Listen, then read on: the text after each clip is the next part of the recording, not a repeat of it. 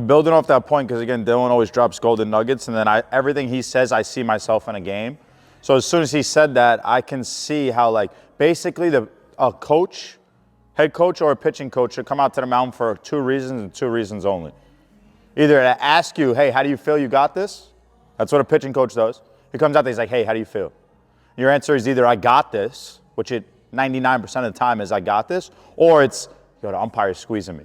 That's about the only 2 things I can go to on my mental. I never feel insecure like I can't finish that. And then a head coach comes to the mound to tell you, hey, good job, give me the ball. They should not have to come to the mound to tell you what you're doing wrong after you've been through this camp. You should already have fixed that or have known. Does that make sense? Yes. Like, you shouldn't come up and be like, hey, your leg is just like not getting all the way up. Or like your follow through, like, you should fix that stuff. They're going to come out there and say, hey, you got this. How do you feel? Yeah, I got this. Leave me in. Or a coach is going to say, great job today. Let's let somebody else pitch.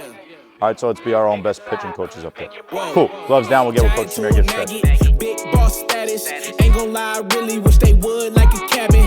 I ain't do no front and get my money on the back end. Yesterday's price ain't today. Now we taxing. Way out the field. Ain't no way out for me. Know what we're doing by now, but I definitely want to see a power position in the ground at front foot strike. So everybody back up, get here. Power position in the ground at front foot strike. That looks like this. Everybody get there. So it's you and the bucket or the catcher or the glove. Like, we understand. We're going to move strong, quick, efficient in small spaces. So don't kick each other. Stay in your lane.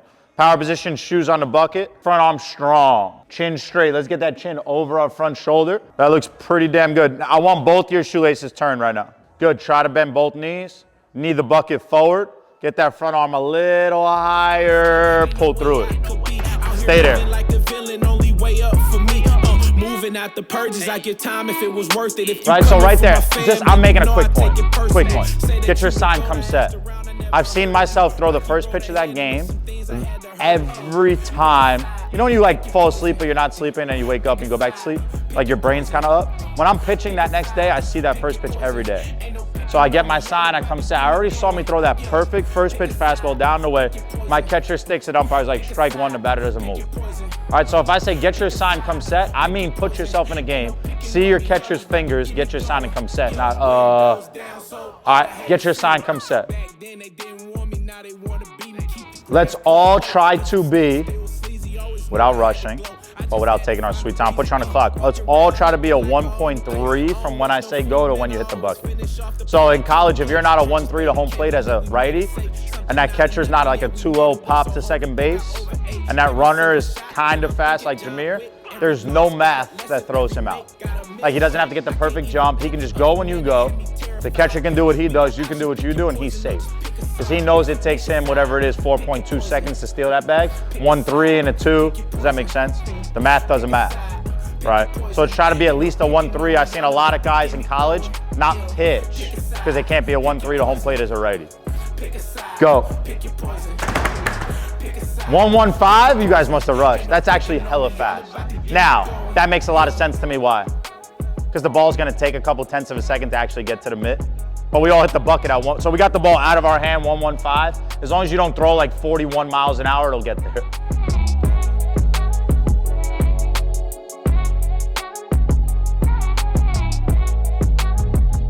I think it was like maybe my 14U coach or 16U coach, but it stuck with me, so it had to have made sense because that means I've heard it more than once. He's just the first one I remember telling me that.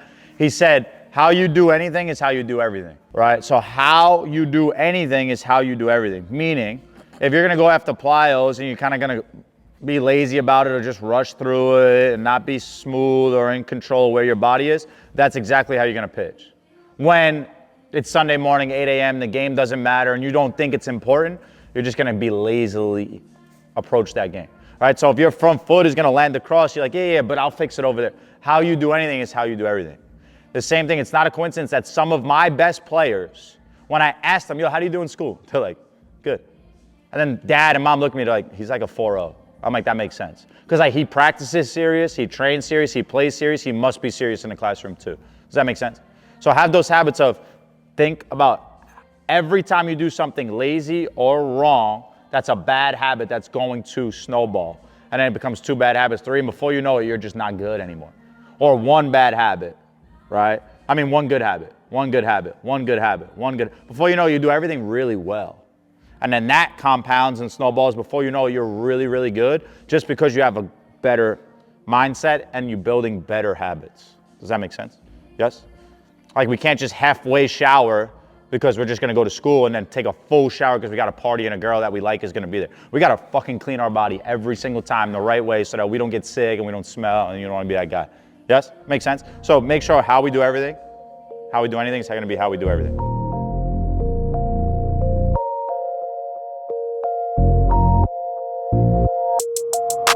Phone started jumping, what a day. Swear to God I need it, now I can't afford to wait. I just had a fan hit me up from Kuwait. Told him this would happen and we not a minute late. Seen him down bad, now they tryna hate. What I was explaining right there brought me to a really good point. Meaning, if we throw a quality pitch, like the pitch does what it's supposed to, and it works, let's try to repeat that pitch, not try to make it even better. I can't tell you how many times my pitching coaches, once I got in the dugout, because I figured it out after, but they were like, you try to throw that better? I was like, yeah. Like I threw a really good quality, either fastball, a slider, or a two-seam, whatever it was. Most of the time it was slider for me. Throw a really good one to get like strike 2. I was like, I'm gonna throw a nasty one to get strike 3.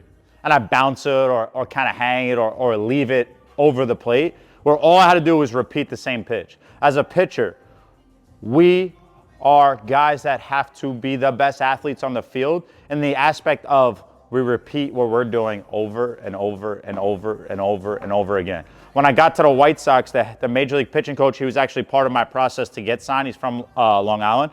I threw my bullpen and he came over to me. I was throwing well. And he said, Greg, that bullpen right there that you just threw belongs on the other side. And he pointed to the Major League side of spring training. If you've ever been to spring training, it's like the minor league side and the Major League side, but they're like right next. And I was like, okay. He said the difference between you and them is they do that 95% of the time. I don't know if you can yet. Meaning you have great stuff. You have stuff to get hitters out. Trust that and fill it up. Give it to them over and over and over and over and over and over. Some of us are throwing quality pitches, and for you that's not good enough because the effort is where it should be and not where you think you want it to be. Meaning you're going to try to throw everything, your best shit, as best you can, as hard as you can, as fast as you can. And that's really not the best way to pitch. The best way to pitch is believe that your stuff is better than the hitter, so give it to him. It's one time when I'm looking at a face. On the low like I'm pushing up the bass. Told him come down and I'll meet him at a gate. Got a check and I bought myself a place. They get some money and they blow it on bait. I don't flex but I'm pushing all the weight. Told them all I swear I got it's what it takes. Phone started jumping, what a day. Swear to God I need it, now I can't afford to wait. I just had a fan hit me up from Kuwait. Told him this would happen and we not a minute late.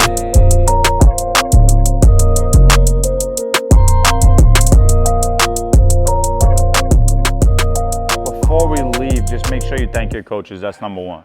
Number two, you going off of Dylan's point and pretty much the point that everybody's making, that's what this camp is about. All right, eyes here.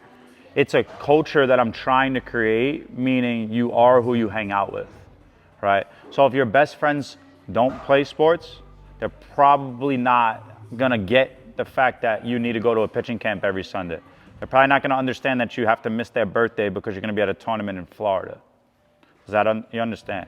So be at a younger age friendly to everyone. Be a nice kid, be somebody that you can get along with.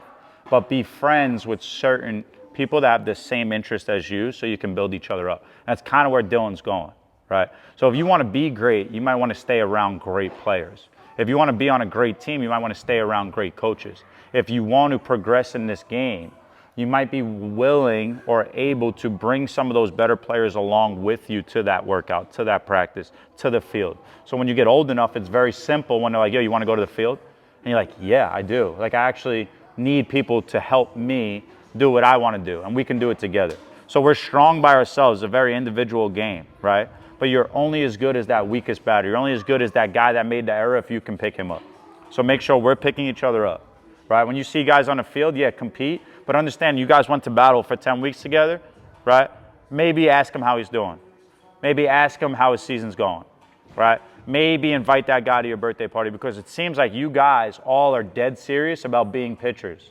And you are who you hang out with. Don't get that twisted. You understand that? All right, be a leader on and off the field. do all the right things, right? And control what you can. Your attitude and how you prepare. Do you understand that? Your attitude and how you prepare. That means when umpire, you throw a strike right down the middle and he calls it a ball, we don't flinch. We get the ball back and we make another quality pitch. That guy makes an error, we don't make a face. We look at him, we're like, don't worry about it, I got you. Or you get him another one. Do you understand? You have a bad game, you act like you had a good game. Not joking around, but we don't cry, we don't get down, we don't get upset. We turn the page, we make another pitch. You understand? We have to be bulldogs on that mound. It goes such a long way in life and on the baseball field. All right, you guys are all gonna grow up. Life is not easy. All right, turn the page, keep it moving. Yes?